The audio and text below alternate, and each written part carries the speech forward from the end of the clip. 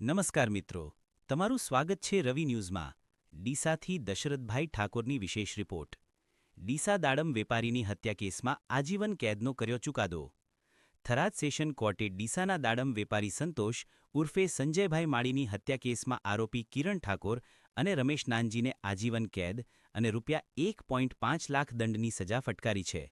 દંડની રકમમાંથી ₹2 લાખ પીડિત પરિવારને આપવામાં આવશે. સરકારી વકીલ એડવોકેટ આર.ડી. જોશીની દલીલો અને સાયન્ટિફિક પુરાવાઓના આધારે કોર્ટે નિર્ણય આપ્યો છે. સંતોષભાઈ દાડમના વેપારમાં હતા અને ઘટનાના દિવસે તેઓ ₹30 લાખ સાથે વેપાર માટે નીકળ્યા હતા. બીજા દિવસે તેમની લાશ મુખ્ય નર્મદા કેનાલમાંથી મળી આવી હતી, જ્યારે કાર રાધનપુર 4 રસ્તા પાસે છોડેલી હાલતમાં મળી હતી. તપાસમાં ખુલ્યું કે આરોપીઓએ રૂપિયા હડપ કરવા હત્યા કરી હતી. ₹6,93,000 જેટલા રૂપિયા પણ આરોપીઓ પાસેથી મળ્યા હતા. કોર્ટના આ ચુકાદાથી પીડિત પરિવાર અને વિસ્તારના લોકોમાં ન્યાય મળ્યાની લાગણી સાથે રાહત જોવા મળી છે.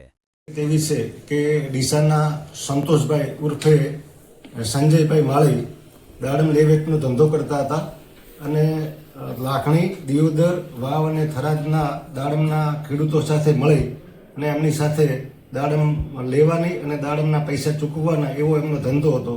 બનાવના દિવસે ડીસાથી ₹30 લાખ લઈ અને દાડમ લેવા માટે અને ખેડૂતોને પૈસા ચૂકવવા માટે નીકળેલા અને આ બંને જે આરોપી રમેશ નાનજી અને કિરણકુમાર ઠાકોર એ એમની સાથે કામ કરતા હતા. એટલે એમને આ બાબતનો બધો ખ્યાલ હતો કે ક્યારે આવે છે, કેટલા પૈસા લઈને નીકળે છે અને ક્યારે નીકળવાના છે, એ બધી એમને ખ્યાલ હતો. એટલે જ્યારે એ દિવસે નીકળ્યા એ દિવસે લાખણી અને છેલ્લે ધ્રાંડવ, દિયોદર તાલુકાના ધ્રાંડવ ગામે ગયેલા અને ધ્રાંડવથી એમના પછી રાત્રે 9 વાગ્યા પછી આ સંતોષકુમારનો કોન્ટેક્ટ થયેલો નહીં. અને જ્યારે એમની પત્નીએ ફોન કર્યો ત્યારે એમણે કીધું હું અત્યારે ધ્રાંડવ છું અને એના પછી એમનો કોન્ટેક્ટ થયો નહીં. પરંતુ બીજા દિવસે એમની લાશ નર્મદા કેનાલમાંથી મળી આવેલી અને આ અંગેની ફરિયાદ હકીકત બીજા દિવસે મરનારના ભાઈએ થરાદ પોલીસ સ્ટેશનમાં આપેલી અને પોલીસે તપાસ કરેલી.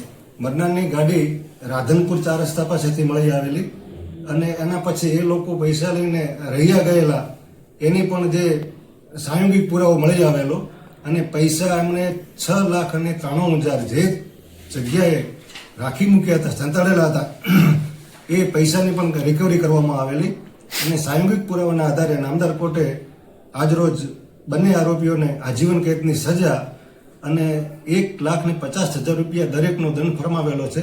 દંડ જો ભરે તો તે પૈકી ₹2 લાખ મરનારની પત્ની અને બાળકોને સોંપવાનો નામદાર કોર્ટે હુકમ ફરમાવેલો છે.